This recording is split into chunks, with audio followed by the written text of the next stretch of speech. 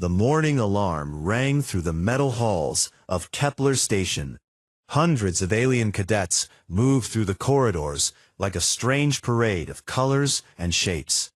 Some walked on 6 legs, others floated using gas bladders, and a few crawled along the walls with sticky appendages. Among them, Marcus Chen looked almost boring in comparison. He was just a human, 2 arms, 2 legs, and skin that was neither scaled nor furry. The Galactic Military Academy was the most important training center in known space. Every species that wanted to join the Galactic Defense Force sent their best young warriors here. The station orbited a dead star, far from any planets. This made it neutral ground, where no single species had an advantage. Marcus had been here for 3 months now. He was one of only 12 humans in a class of 200 cadets. Most days, he felt like everyone was staring at him. Humans were new to galactic society. They had only made contact with other species 20 years ago. Many aliens still thought humans were primitive creatures who had barely learned to use fire. Today was weapons training day. Marcus walked into the combat hall, a massive room with a ceiling so high it disappeared into darkness. The floor was covered in a strange blue material that felt soft but never seemed to wear out. Training weapons hung on the walls in neat rows. Plasma rifles, energy swords, and devices Marcus could not even name. Professor Zeltar stood at the center of the room. He was a Vorthan, one of the most respected warrior races in the galaxy. Zeltar had 4 arms, each ending in a hand covered with hard plates that looked like armor. His skin was gray and rough like tree bark. 2 large eyes sat on the sides of his head, allowing him to see in almost all directions at once. When he spoke, his voice made a clicking sound that the translation device turned into words Marcus could understand. Today we learned the Universal Combat Grip, Professor Zeltar announced. This technique has been perfected over 3,000 years. Every successful warrior in the galaxy uses this method. The cadets gathered around as Zeltar picked up a standard plasma rifle. The weapon was about the size of an old human hunting rifle, but it glowed with a soft blue light along its sides. Energy weapons were the standard throughout the galaxy because they worked in any atmosphere and never ran out of ammunition. "Observe carefully," Zeltar said. He positioned his 4 hands on the weapon in a pattern that looked like a complex dance. 2 hands gripped the main body of the rifle, 1 near the trigger and 1 further back. His 3rd hand supported the barrel from underneath, while his 4th hand stabilized the weapon from the top. Notice how the grip distributes the weapon's weight evenly. Notice how all contact points work together to absorb recoil energy. Marcus watched as Zeltar demonstrated the firing position. The professor's body remained perfectly still as he aimed. When he pulled the trigger, a bright blue beam shot out and hit the target at the far end of the room. There was almost no movement in Zeltar's arms or body. The recoil seemed to disappear into his stable grip. The universal grip works for all species, Zeltar continued. Whether you have 2 arms or 8, whether you are made of flesh or crystal, this technique will make you a better warrior.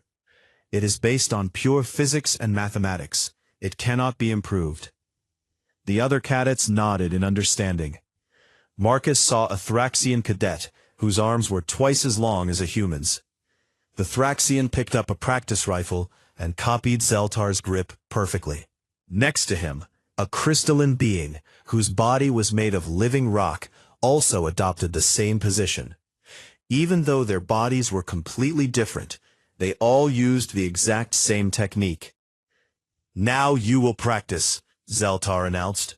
"Find a weapon and demonstrate the universal grip." Marcus walked to the weapon wall with the other cadets. He picked up a plasma rifle and felt its weight in his hands. It was heavier than he expected, but well balanced. He looked around at his classmates. They were all positioning their hands exactly as Zeltar had shown them. Marcus tried to copy the professor's technique, but something felt wrong. He had to stretch his arms in uncomfortable ways to reach all the required contact points. His shoulders began to hurt after just a few seconds. When he tried to aim, the weapon wobbled in his grip. A vegan cadet standing nearby noticed Marcus's struggle. Vegans looked similar to humans, but had longer arms and more flexible joints. "You are holding it incorrectly," the vegan said. "Your second hand should be further forward." Marcus adjusted his grip, but it still felt awkward. He looked around and saw that every other cadet had achieved perfect form. Their weapons remained steady as they aimed at practice targets. Some cadets had 4 arms, some had 6, and some had tentacles instead of fingers. But they all used the universal grip without any problems. Professor Zeltar walked through the group, examining each cadet's technique. When he reached Marcus, he stopped and frowned. "Human Chen, your grip is unstable. You must maintain contact at all 4 points." "I'm trying, Professor," Marcus replied, "but it doesn't feel natural." "Natural is irrelevant," Zeltar said. "This technique is scientifically proven. Your feelings do not change physics." He adjusted Marcus's hands into the proper position. "Your species' inexperience with advanced weapons is showing." Marcus felt his face grow warm with embarrassment. Around him, other cadets whispered to each other. He caught fragments of their conversations through his translation device. Typical human, still using primitive instincts. They barely know how to hold a spear. For the next hour, Marcus practiced the universal grip until his arms ached. Every few minutes, Professor Zeltar would correct his position. But no matter how hard he tried, Marcus could not achieve the same stability that came naturally to his classmates. By the end of class, he was sweating and frustrated. As the cadets put away their weapons, Marcus noticed something. While his grip had been unstable during the formal practice, he had felt more comfortable when he briefly held the rifle the way that felt natural to him, with one hand near the trigger and the other supporting the front of the weapon. But that was clearly wrong, according to everything he had been taught. Walking back to his quarters, Marcus wondered if humans would ever truly belong in this galactic community. Everyone else seemed to understand these things instinctively. Maybe humans really were too primitive for this advanced civilization. 3 days later, Marcus sat in the combat hall again. This time, Professor Zeltar was teaching advanced firing techniques. The lesson focused on precision shooting and recoil management. Marcus had spent every spare hour practicing the universal grip, but it still felt wrong in his hands. "Today we moved beyond basic stance," Professor Zeltar announced. His 4 arms moved with practiced precision as he demonstrated different shooting positions. "The universal grip remains constant regardless of your body position. Whether you are standing, kneeling, or lying down, the 4 contact points never change." The professor showed how to maintain the grip while moving from a standing position to a crouch. His weapon remained perfectly stable throughout the transition. The plasma rifle looked like it was attached to his body with invisible cables. Marcus watched carefully, trying to understand how Zeltar made it look so easy. But when Marcus attempted the same movement, his weapon swayed and wobbled. He had to constantly readjust his hands to maintain the 4 contact points. "The science is simple," Zeltar continued, walking among the practicing cadets. 4 points of contact create a stable geometric shape. This shape distributes force evenly across the weapon's frame. When you fire, the recoil energy spreads through 4 pathways instead of concentrating in 1 or 2 places. A Chronok cadet raised one of his 6 arms.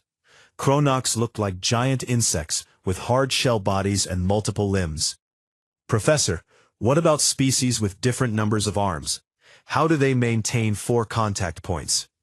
"Excellent question," Zeltar replied. "Species with more than 4 arms use their extra limbs for balance and support. Species with fewer than 4 arms He paused and looked directly at Marcus. Those species must adapt to the universal standard. There is no alternative. Marcus felt every eye in the room turn toward him. Humans and a few other species only had 2 arms. According to Zeltar's explanation, they were automatically disadvantaged. Marcus raised his hand slowly. "Professor," he said, "may I ask a question?" "Of course," came the reply. Marcus stood up and picked up his practice rifle. Instead of using the universal grip, he held it the way that felt natural to him. His right hand gripped the weapon behind the trigger, while his left hand supported the front portion. It was completely different from what they had been taught. "Why are you holding it like that?" Marcus asked. The room became silent. Even the soft humming of the station's life support systems seemed to quiet down. Marcus could feel the shock from his classmates. He had just questioned the most fundamental principle of galactic combat doctrine. Professor Zeltar's large eyes focused on Marcus with intense concentration. "That grip is completely incorrect," he said slowly. "You have only 2 contact points. The weapon will be unstable. Recoil will throw off your aim. You cannot maintain accuracy with such a primitive technique." "But it feels more natural this way," Marcus replied. "I can move the weapon faster. I can aim at different targets more quickly." Several cadets made sounds that Marcus's translator interpreted as laughter. A vegan cadet sitting nearby shook his head sadly. "Humans still think with their emotions instead of their minds," the vegan whispered to his neighbor. Professor Zeltar walked over to Marcus. His expression showed a mixture of patience and disappointment. "Cadet Chen, I will explain this one more time. The universal grip is not based on feelings or what seems natural. It is based on mathematics and physics." Zeltar picked up his own weapon and demonstrated the proper grip. 4 contact points create what we call a stability matrix. When the weapon fires, energy moves through 4 pathways simultaneously. This distributes the force and keeps the weapon steady. He aimed at a target and fired. The blue energy beam hit the exact center of the target. There was almost no visible movement in his arms or body. "Your 2-point grip," Zeltar continued, "concentrates all the recoil force into just 2 pathways. This creates instability. Watch." Zeltar awkwardly adjusted his grip to match Marcus's style. He had to fold 2 of his arms behind his back to simulate having only 2 arms. When he fired, the weapon jumped noticeably in his hands. The energy beam missed the target completely. "You see," Zeltar said, "the physics does not lie. Your instincts are wrong." Marcus nodded respectfully, but something bothered him about the demonstration. "Professor, may I try shooting with my grip?" "If you wish to embarrass yourself, proceed." Marcus raised his weapon, using the 2-point grip that felt natural to him. The weapon was lighter in his hands this way. He could move it more easily. He aimed at the same target Zeltar had hit and pulled the trigger. The energy beam struck slightly off-center. Not perfect, but still a solid hit. "Luck," commented a Thraxian cadet. Marcus aimed at a second target and fired again. Another hit, this time closer to the center. Professor Zeltar frowned. "Cadet Chen, you may have some natural accuracy, but accuracy is not the only consideration. What about rapid fire? What about recoil management?" "May I demonstrate?" Marcus asked. Zeltar nodded, clearly expecting Marcus to fail spectacularly. Instead of trying to hold perfectly still, like he had been taught, he allowed his body to move naturally with the weapon's recoil. His left hand guided the front of the rifle, while his right hand controlled the trigger and rear grip. Energy beams shot out in quick succession, hitting multiple targets across the range. The demonstration was not perfect. Some shots missed their marks, but Marcus's overall performance was surprisingly good for someone using an incorrect technique. The room remained silent for several seconds after Marcus finished firing. Professor Zeltar studied Marcus with a new expression, not disappointment, but confusion. "This should not be possible," he said quietly. "The mathematics clearly shows that two contact points cannot provide adequate stability." "Maybe the mathematics are incomplete," Marcus suggested. Several alien cadets gasped at this statement. Questioning mathematical principles was almost like questioning the laws of nature itself. Zeltar's gray skin seemed to change color slightly. "Mathematics is not incomplete. Mathematics is eternal truth.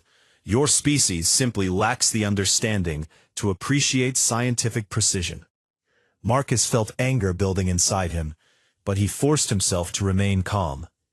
"Professor, I'm not questioning mathematics. I'm questioning whether the universal grip is the only correct application of mathematics." "There is only one correct way," Zeltar replied firmly. "Thousands of years of development by the greatest military minds in the galaxy have proven this. Your species has been using weapons for barely 20,000 years. We have been perfecting combat techniques for millions of years." Marcus wanted to argue further, but he could see that Professor Zeltar was becoming genuinely angry. The other cadets were staring at him like he had grown a second head. "I understand, Professor," Marcus said finally. "I will continue practicing the universal grip." "Good," Zeltar replied. Class dismissed. As the cadets filed out of the combat hall, Marcus heard fragments of their conversations. Most were expressing amazement at his rudeness. A few seemed genuinely puzzled by his demonstration. But everyone agreed that he was wrong to question established doctrine. Marcus walked back to his quarters alone, wondering if he had just destroyed his military career before it had even begun. But deep inside, he could not shake the feeling that his way of holding the weapon was not wrong. It was just different. 2 weeks passed before Marcus had another chance to prove his point. The Academy announced that all combat classes would participate in advanced simulation exercises. These tests would count toward their final military rankings, which determined what assignments cadets received after graduation. Marcus had continued practicing the universal grip as ordered. He could now maintain the 4 contact points without his arms cramping, but it still felt awkward and slow. During basic target practice, his scores remained average. The other cadets seemed to forget about his strange questions and his unusual demonstration. The simulation room was different from the regular combat hall. Instead of simple targets, it contained a complex maze of walls, barriers, and obstacles that could move and change during exercises. Holographic projectors could create realistic enemy soldiers, vehicles, and battlefield conditions. The room could simulate any environment, from jungle planets to asteroid mining stations. Professor Zeltar stood before the assembled cadets with what humans might call a smile on his alien face. "Today's exercise will test everything you have learned. You will face multiple scenarios designed to challenge your combat skills, tactical thinking, and weapon handling." He gestured toward the simulation controls. "Each scenario will last 10 minutes. Your performance will be measured on accuracy, speed, tactical awareness, and adherence to proper form. Remember, maintaining correct technique under stress separates true warriors from amateur fighters." The first scenario was called Defense Station Alpha. The room transformed into the interior of a space station under attack.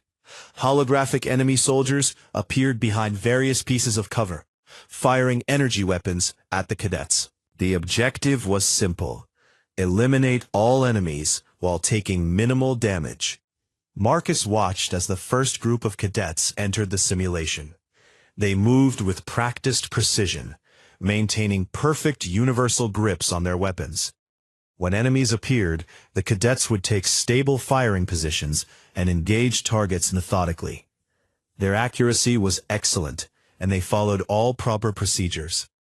A Thraxian cadet named Corex performed particularly well. His long arms allowed him to maintain the universal grip while shooting around corners and over barriers. His shots were precise, and his form remained perfect throughout the exercise. When the simulation ended, Professor Zeltar praised Korex's textbook technique. "Excellent work," Zeltar announced. "This is what proper training produces.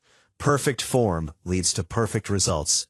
Marcus was in the third group to attempt the scenario. As he entered the simulation room, the walls dissolved into the interior of a damaged space station. Emergency lights flashed red, and the sound of distant explosions filled the air. The smell of smoke and burning electronics made the environment feel completely real. The first enemy soldier appeared to Marcus's left, firing blue energy bolts from behind a control panel. Marcus raised his weapon and instinctively used his natural two-point grip. He fired twice, and the holographic enemy collapsed. "Cadet Chen," Professor Zeltar's voice boomed through the simulation room speakers. "Correct your grip immediately." Marcus tried to adjust to the universal grip, while a second enemy appeared on his right. By the time he had positioned all 4 contact points properly, the enemy had shot him twice with simulated energy bolts. His armor registered the hits with loud warning beeps. For the rest of the exercise, Marcus forced himself to maintain perfect form as instructed. He eliminated most of the enemies, but his time was slow, and he took more damage than most other cadets. When the simulation ended, Professor Zeltar made no comments about Marcus's performance. The second scenario was more challenging, called Urban Assault. It simulated fighting through a destroyed city.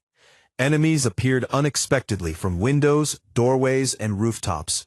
The environment changed constantly as buildings collapsed and new pathways opened. Again, Marcus watched other cadets perform first. They handled the scenario well when enemies appeared in predictable locations. But when the simulation threw surprises at them, enemies attacking from multiple directions simultaneously, or requiring shots at awkward angles, their perfect form sometimes became a disadvantage. Several cadets struggled to maintain the universal grip, while leaning around corners or shooting while climbing over debris. When Marcus's turn came, he started with the universal grip as ordered. But as the scenario progressed and became more chaotic, his instincts took over. When 3 enemies appeared simultaneously from different directions, Marcus unconsciously switched to his natural grip. His weapon became an extension of his arms, swinging smoothly from target to target. He fired left, then right, then up at a rooftop sniper. His natural grip allowed him to transition between targets much faster than the universal grip would have permitted. He hit all 3 enemies before they could return effective fire. "Cadet Chen," Professor Zeltar's voice crackled through the speakers. "You are using incorrect form." Marcus tried to switch back to the universal grip, but another enemy appeared behind him. Acting on pure instinct, he spun around and fired without thinking about his hand positions. The shot hit perfectly. The simulation continued to throw unexpected challenges at him. Enemies appeared while he was climbing ladders, crawling through narrow spaces, and running across unstable ground. Each time, Marcus found that his natural grip adapted better to these unusual situations than the rigid universal grip could. When the scenario ended, Marcus had achieved one of the highest scores in the class, but Professor Zeltar was clearly displeased. The third and final scenario was the most difficult yet. Survival combat simulated being stranded alone on a hostile planet. Enemies could attack from any direction, weapons could malfunction or run low on energy, and the environment itself was dangerous. Cadets had to survive for 15 minutes while eliminating as many enemies as possible. Marcus watched as his classmates struggled with this scenario. The chaos and unpredictability disrupted their careful techniques. When their weapons overheated and needed cooling time, maintaining the universal grip while running for cover became clumsy and slow. Several cadets were eliminated early when they could not adapt quickly enough to changing conditions. Korex, the Thraxian who had performed perfectly in the first scenario, had particular trouble. When his weapon was damaged and began firing inconsistently, he could not adjust his grip to compensate. He insisted on maintaining proper form, even when it prevented him from taking necessary shots. "Form is more important than temporary success," Corax muttered as simulated enemies overwhelmed his position. When Marcus entered the survival scenario, he decided to stop fighting his instincts. The simulation room became a rocky alien landscape with strange purple vegetation and toxic-looking pools of liquid. Enemies could be hiding anywhere. Marcus moved through the environment with his weapon held in his natural grip. When enemies attacked from unexpected angles, he could respond instantly. When his weapon overheated, he could cool it while still maintaining defensive positions. When he had to climb rocky outcroppings or crawl through cave openings, his flexible grip adapted to each situation. Halfway through the scenario, his weapon was damaged by enemy fire. Instead of maintaining perfect form with a malfunctioning device, Marcus adjusted his grip to compensate for the weapon's new characteristics. He held it differently to account for the changed weight distribution and modified recoil pattern. Professor Zeltar watched in silence as Marcus not only survived the full 15 minutes, but achieved the highest elimination count of any cadet that day. When the simulation ended and Marcus emerged from the room, Professor Zeltar approached him with a puzzled expression. "Cadet Chen," the professor said slowly, "your techniques were completely wrong. You violated every principle of proper weapon handling, and yet I got results," Marcus finished. "Results achieved through incorrect methods are meaningless," Zeltar replied, but his voice lacked its usual conviction. Around them, other cadets whispered among themselves. Some seemed impressed by Marcus's performance. Others insisted that he had simply been lucky, but everyone agreed that something unusual had happened. That night, Marcus lay in his bunk, thinking about the day's exercises. He had proven to himself that his instincts were not wrong. But he had also seen that the universal grip worked well for most situations and most species. Maybe the problem was not that one technique was right and the other was wrong. Maybe the problem was thinking that there could be only one right way to do anything. In his private quarters, Professor Zeltar was having similar thoughts. For the first time in his long teaching career, he wondered if the universal grip might not be as universal as everyone believed. Professor Zeltar could not sleep that night. He kept thinking about Marcus's performance in the combat simulations. According to everything he knew about weapon physics and proper technique, the human should have failed miserably. Instead, Marcus had outperformed cadets who had been using correct form for years. Zeltar left his quarters and walked through the quiet corridors of Kepler Station. Most cadets were sleeping, but the station never truly rested. Maintenance crews worked through the night, and automated systems hummed constantly in the walls. He made his way to the Academy's research library. The library was a vast circular room filled with data terminals and holographic displays. Information from thousands of worlds was stored here, including detailed records about every species in the Galactic Defense Force. Zeltar had access to classified files that most instructors never saw. He sat at a terminal and began searching for information about human evolution and combat history. What he found surprised him. Most galactic species had evolved on stable worlds with predictable environments. They had developed advanced civilizations through careful planning, mathematical precision, and adherence to proven methods.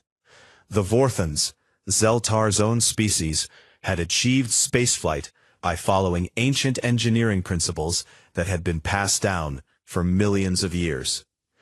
But humans were different. Their home planet, Earth, was chaotic and dangerous. The climate changed constantly.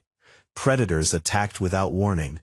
Natural disasters destroyed entire regions with no advance notice. Nothing was ever stable or predictable. Zeltar read about human hunting techniques with growing fascination. Most species hunted by setting careful traps or using overwhelming numbers. Humans hunted by chasing their prey across vast distances until the animals collapsed from exhaustion. They called it persistence hunting, and it required constant adaptation to changing conditions. Human prey animals would try everything to escape. They would run through dense forests, across rivers, up steep hills, and through narrow caves. Human hunters had to be ready for anything. They could not rely on perfect form or ideal conditions. They had to adapt their techniques constantly. The weapons humans developed reflected this need for adaptability. Other species created weapons that worked best in specific situations. Ceremonial swords for formal duels, heavy clubs for armored enemies, precise bows for long-distance shots. Humans created simple, flexible tools that could be used in many different ways. Zeltar found recordings of ancient human battles. He watched warriors fighting with crude metal swords and wooden spears. Their techniques looked clumsy compared to the refined martial arts of more advanced species. But they were incredibly adaptable. Human fighters could switch from attacking to defending, from long range to close combat, from individual fighting to group tactics, all within seconds. They optimized for adaptability instead of perfection, Zeltar said to himself. He began to understand why Marcus's grip worked so well in chaotic situations. The universal grip was designed for maximum stability in ideal conditions. 4 contact points created perfect geometric distribution of forces. But it also locked the weapon into a rigid position that was difficult to change quickly. Marcus's 2-point grip was less stable in perfect conditions, but it allowed for rapid adjustments when conditions changed. The human could transition between targets faster, adapt to damaged equipment more easily, and maintain effectiveness in awkward positions. Zeltar pulled up the Academy's training records and began analyzing them with new eyes. The standard combat scenarios were all designed around controlled conditions. Even the chaotic simulations followed predictable patterns. Enemies appeared at logical locations. Equipment functioned according to specifications. Environmental factors remained within normal parameters. These scenarios tested how well cadets could execute proper form under stress. They did not test how well cadets could adapt when proper form was impossible or inappropriate. Zeltar spent the rest of the night creating new analysis programs. He wanted to compare cadet performance in standard scenarios versus truly unpredictable situations. He designed computer simulations that would throw random challenges at trainees, equipment failures, environmental hazards, and enemy tactics that made no logical sense. When morning came, Zeltar felt exhausted but excited. He had not felt this intellectually stimulated in years. The Academy's teaching methods, which had seemed perfect and eternal, suddenly looked limited and incomplete. During that day's combat class, Zeltar watched his students with different eyes. He noticed how the cadets using perfect universal grips struggled whenever situations deviated from standard patterns. When weapons overheated unexpectedly, they maintained their grips, even though cooling the weapons would have been more practical. When enemies appeared in unusual positions, the cadets tried to force proper form instead of adapting their techniques. Marcus, meanwhile, continued to struggle with standard exercises, but excelled whenever unexpected problems arose. When his weapon's targeting system malfunctioned, he immediately adjusted his grip and stance to compensate. When an obstacle forced him to shoot from an awkward angle, he found a way to make it work. After class, Zeltar approached Marcus privately. "Cadet Chen," he said, "I want to understand your technique better. Would you be willing to participate in some experimental training exercises?" Marcus looked surprised. "Am I in trouble, Professor?" "No, I think I may have been wrong about something important." Over the next several days, Zeltar put Marcus through a series of unconventional tests. He had Marcus practice with damaged weapons, in zero gravity, while wearing bulky environmental suits, and in complete darkness. Each time, Marcus's adaptable grip allowed him to maintain effectiveness, while cadets using the universal grip struggled. Zeltar also tested other cadets using Marcus's technique. Most found it difficult to learn because they had been trained to value stability over adaptability. But a few cadets, especially those from species that had evolved on challenging worlds, showed significant improvement in unpredictable situations. The breakthrough came when Zeltar realized that the universal grip was not actually universal. It was optimal for the majority of galactic species because most of them preferred controlled, predictable combat conditions. They had evolved to value precision and stability above all else. Humans had evolved under different pressures. They valued adaptability and flexibility above precision and stability. Their primitive instincts were actually sophisticated survival mechanisms developed over millions of years of dealing with chaos.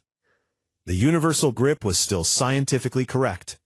The mathematics and physics were sound, but it was optimized for one specific set of conditions and priorities. There could be other grips, based on different mathematics, and optimized for different conditions. Zeltar began developing what he privately called the adaptive combat theory. Traditional galactic military doctrine assumed that perfect conditions were the goal, and that all techniques should be optimized for those conditions. But real combat often involved imperfect conditions. Maybe it would be better to optimize techniques for adaptability instead of stability. He started designing new training programs that would teach cadets both approaches. Standard scenarios would still use the universal grip, because it was indeed superior under controlled conditions. But chaos scenarios would teach adaptive techniques that prioritized flexibility and rapid adjustment.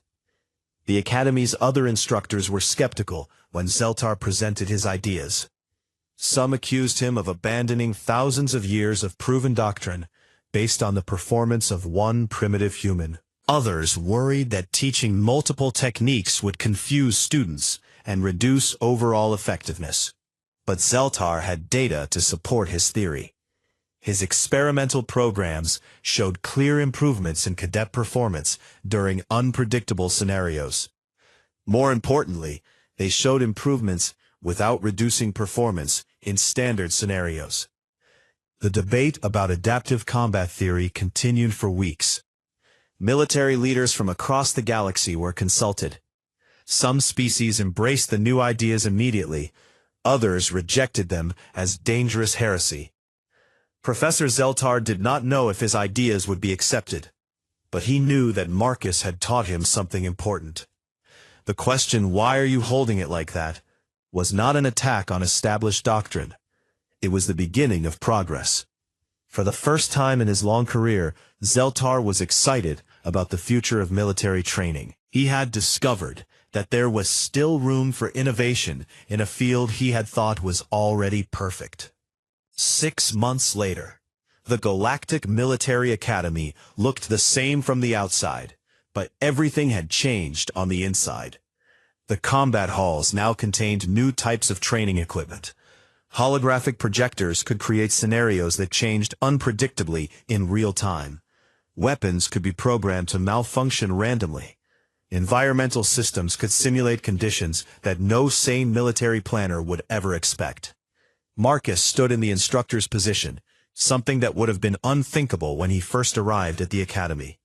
Next to him, Professor Zeltar watched as a new class of cadets attempted their first adaptive combat exercise. "Remember," Marcus called out to the struggling students, "there is no perfect technique for an imperfect situation. Your job is to find what works, not what looks correct." The exercise was called Equipment Failure Cascade. Cadets would start with standard weapons and the universal grip, but their equipment would begin malfunctioning in random ways. Targeting systems would fail. Power cells would drain unexpectedly. Weapons would overheat or develop recoil problems. The students had to adapt their techniques to keep fighting effectively. A young Thraxian cadet named Vex was having particular trouble. She had mastered the universal grip perfectly during standard training. But when her weapon's weight distribution changed due to a simulated power cell failure, she could not adjust quickly enough. She kept trying to maintain the 4-point contact that no longer worked with her altered equipment. Cadet Vex, Marcus called. What matters more, perfect form or hitting your target? Perfect form leads to hitting the target, she replied, repeating the Academy's traditional teaching. But what if perfect form makes it impossible to hit the target? Vex paused, her weapon wobbling in her hands as she tried to force it into the proper grip. I don't understand. Marcus walked over to her. Your weapon is no longer balanced the way it was designed to be. The universal grip assumes standard weight distribution. When that changes, you need a different grip. He showed her how to adjust her hand positions to compensate for the weapon's new characteristics. It was not the universal grip, but it allowed her to aim accurately again. But this is incorrect technique, Vex protested. Incorrect technique that hits the target, Professor Zeltar interjected, is more correct than perfect technique that misses. This was the new Academy doctrine that had taken months of debate to establish. The universal grip remained the standard for normal conditions. All cadets still learned it first and used it most of the time, but they also learned adaptive techniques for unusual situations. The changes had not been easy to implement. Many instructors had resisted teaching incorrect methods. Some alien species had withdrawn their cadets from the Academy entirely, claiming that human influence was corrupting traditional military values. But other species had embraced the new training enthusiastically. The Kornak, with their multiple arms, discovered that they could use adaptive techniques to become even more effective in standard scenarios. The crystalline shards found that flexible grips allowed them to maintain effectiveness even when their bodies were damaged in combat. Even some conservative species admitted that adaptive training made their warriors more survivable in real battle conditions. Marcus had become the Academy's first instructor in adaptive combat theory. It was an unusual position for someone who had been a student just months earlier, but his performance in increasingly difficult scenarios had proven that his techniques were not just lucky accidents. They were the result of systematic thinking about combat under unpredictable conditions. The key insight, Marcus explained to visiting military leaders, is that adaptability and precision are not opposites. They are different types of perfection for different situations. Today's demonstration was for a group of generals from the Galactic Defense Command. They had come to evaluate whether adaptive training should be implemented throughout the military. The success or failure of this presentation could determine the future of combat doctrine across the galaxy. The demonstration scenario was called Worst Case Everything. Cadets faced malfunctioning equipment, hostile environments, confusing orders, and enemies that behaved in completely illogical ways. It was designed to break anyone who relied too heavily on standard procedures. The first group consisted of cadets trained only in traditional methods. They performed well initially, but as conditions deteriorated, their effectiveness dropped rapidly. When their weapons began malfunctioning, they spent more time trying to restore proper form than engaging enemies. When the environment became hostile, they struggled to maintain stable firing positions. By the end of the exercise, most had been eliminated by the simulation. The second group had been trained in both universal and adaptive techniques. They started with the same traditional methods, but when conditions changed, they switched smoothly to appropriate alternatives. When weapons malfunctioned, they adapted their grips. When the environment shifted, they found new firing positions. When enemies behaved unpredictably, they responded with equally unpredictable tactics. The difference in performance was dramatic. The traditionally trained cadets achieved a 30% mission success rate. The adaptively trained cadets achieved 85% success. General Korath, a conservative Vorthon military leader, shook his head. This proves nothing, he declared. You have designed scenarios specifically to favor adaptive techniques. In real combat, conditions are not this chaotic. Marcus had expected this objection. General, may I ask about your service record? I fought in the Sector 7 Rebellion, the Crystal Wars, and the Nomad Incursions. 23 years of combat experience. And in those conflicts, how often did everything go according to plan? General Korath paused. Well, combat is unpredictable, but we prepare for the most likely scenarios. Exactly, Marcus replied. We prepare for the most likely scenarios using universal techniques. But we also prepare for unlikely scenarios using adaptive techniques. This gives us the best possible performance across all conditions. Professor Zeltar stepped forward. General, the data is clear. Cadets trained in both methods outperform traditionally trained cadets in standard scenarios by 12%, and in unusual scenarios by 300%. There is no measurable downside to teaching adaptive techniques alongside universal methods. The visiting generals spent the next several hours reviewing training data and observing more exercises. Some remained skeptical, but most were impressed by what they saw. The academy was producing warriors who were both disciplined and flexible, both precise and adaptable. At the end of the day, General Korath approached Marcus privately. Human, he said, I still believe that discipline and proper form are the foundation of military effectiveness. I agree completely, Marcus replied. But, Korath continued, I also see that your methods enhance discipline rather than replacing it. Teaching cadets to think about why techniques work makes them better at applying those techniques. That was always the goal, General. We're not trying to throw away traditional training. We're trying to build on it. 6 months later, adaptive combat training became standard throughout the Galactic Defense Force. Not every species embraced it equally, but most found ways to incorporate flexibility into their traditional methods. Marcus remained at the academy as an instructor, but he also traveled to military bases throughout the galaxy, teaching adaptive techniques to experienced soldiers. He discovered that veterans often understood his concepts more quickly than new recruits. They had seen enough real combat to appreciate the value of flexibility.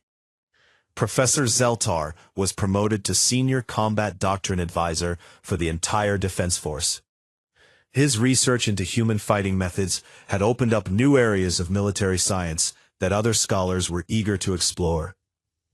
The universal grip was still taught and still widely used, but it was no longer considered the only correct way to hold a weapon. The galaxy had learned that there could be multiple correct answers to the same question. Years later, when new alien species joined the galactic community, their traditional fighting methods were studied and incorporated into adaptive training programs instead of being dismissed as primitive. The Academy's motto, which had once been one truth, one method, one galaxy, was changed to excellence through understanding. Marcus often thought about his first day at the Academy, when he had felt so out of place among the alien cadets with their perfect techniques.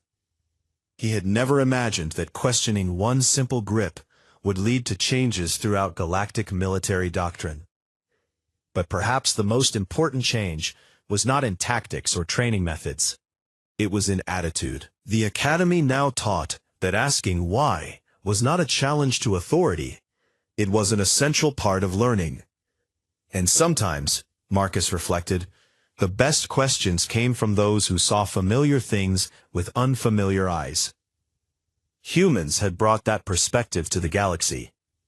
In return, the galaxy had taught humans that different did not mean wrong. It just meant different. The universe was large enough for both universal and adaptive truths.